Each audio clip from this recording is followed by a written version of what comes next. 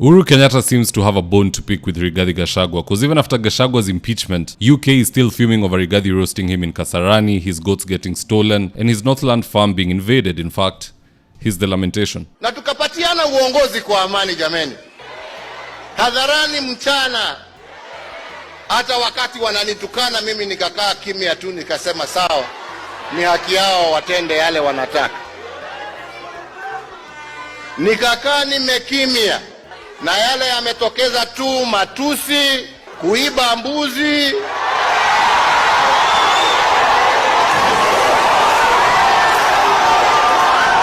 Kuchoma mashamba. Now, to be fair to Gachagua, Uhuru did worse to him. Uhuru literally sent police to go arrest Gachagua butt naked in front of his wife and kids, and then hauled him all the way into a courtroom in handcuffs. In fact, here's the image of Rigathi being delivered to one of the magistrates.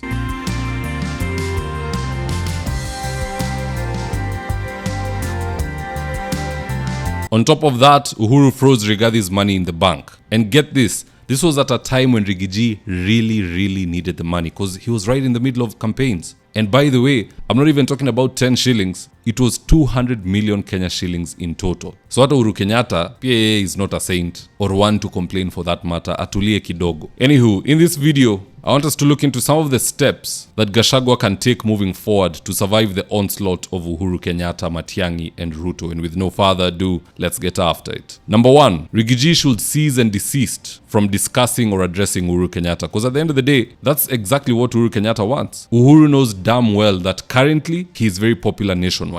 So if he can just get Gachagua to insult him publicly, as he has done before on numerous occasions, Gachagua will be committing political suicide to some extent. From how I see it, some people is just better off ignoring them. Though the good thing here is that Gachagua isn't a fool. At the PLP NDC, he did not address Uhuru Kenyatta anywhere. In fact, he ignored the jibe, he ignored Uhuru's entire existence, and focused his entire armada on Kasongo. Number 2, Rigathi should no longer tolerate Dr. Fred Matiangi because of conflict of interest. I mean, who is Matiangi truly loyal to? Is it Uhuru Kenyatta or is it opposition? It's hard to tell, and that's what's dangerous about him. For all we know, all along Fred could have been feeding intel to Uhuru Kenyatta. In fact, come to think of it, when Rigathi went to America, Matiangi was supposed to do a Mlima Kenya tour, and he opted not to. I now suspect that it was all because his cover would have been blown. How so? Well, opposition leaders would have wondered why for the first time in their entire short history, magari zimeenda campaign na zimerudi bila kupigwa mawe. Kumbe ni kwa sababu Judas ndo anaongoza hiyo convoy. But when anyone else takes charge of the campaigns, the travel itinerary somehow leaks, goons are somehow stationed along the roads, na lazima gari 6-7 zivunjwe. Losses amounting to millions each and every outing. Again, a man who doesn't stand for anything will fall for anything. If Matiangi cannot launch his own party, then he should not be lying to anyone he is a presidential candidate of anything, unless he is running for class president in UON. Otherwise, that has never happened anywhere on earth. When Barack Obama became president, he was at the helm of the Democratic Party. When Trump became president, he was at the helm of the Republican Party. Uhuru himself was at the helm of Jubilee. Ruto at the helm of UDA. Raila at the helm of ODM.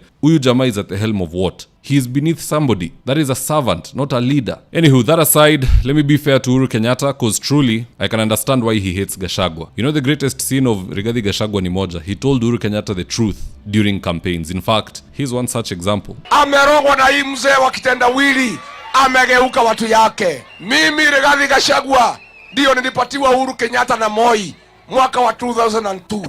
Hakuna kitu alijua. Nilimtoa kwa baa, alikuwa mlevi. Nikamuuta, nikamsaidia, nikamfanya akakuwa rais wa Jamhuri ya Kenya. Amerogwa na Raila, amenigeuka, ameniangaisha, amenitafutia makesi ya uongo. Mimi sija kukosea. Sisi tumekupenda, tumekusaidia, tulikuchukua wewe mtoto ya Serarak. Hukuwa unajua chochote, hukuwa hujui bei ya unga, hujui bei ya mkate, hujui bei ya nguo. Hakuna kitu ulikuwa unajua. Tukakuchukua, ulikuwa tu na jina ya baba yako. Tukakusaidia rais mpaka ukakuwa mfalme. All in all, Rigathi avoid huyo jamaa. Anataka kukuweka kwa trap ingine kali sana. Don't address him, don't even focus on him. Just do what you have to do to beat the charges in court, and then we see what's next. Now, having said that, guys, that's just my opinion. Do drop me your own comments in the comment section below, and I'll do my best to read them and to give you a response. And with that, here's today's ad of the day. If you're in need of electrical wiring, solar installation, or electrical fittings such as strip lights, snake lights, downlighters, or chandeliers, contact Engineer Wycliffe at 0707 476602, and he'll get your house dapped up.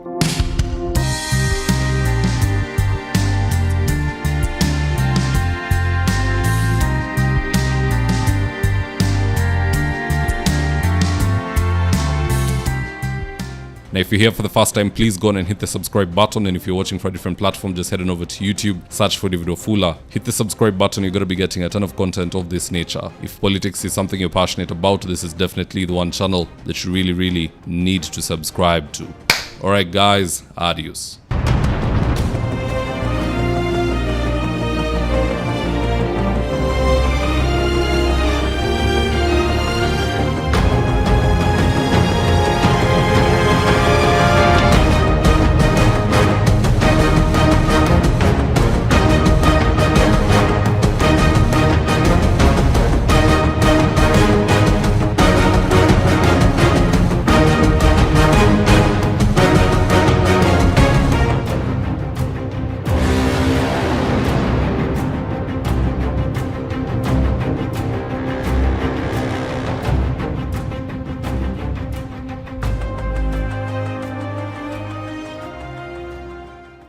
Thank you for choosing David Wafula as your primary news platform.